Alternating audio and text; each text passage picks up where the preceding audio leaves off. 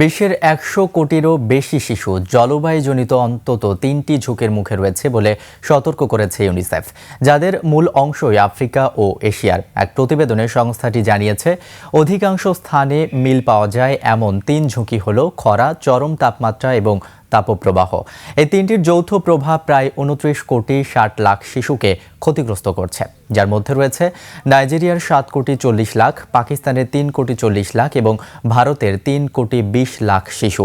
প্রতিবেদন অনুযায়ী গত ২০ বছরে এসব ঝুঁকিতে থাকা শিশুর সংখ্যা মারাত্মকভাবে বেড়েছে।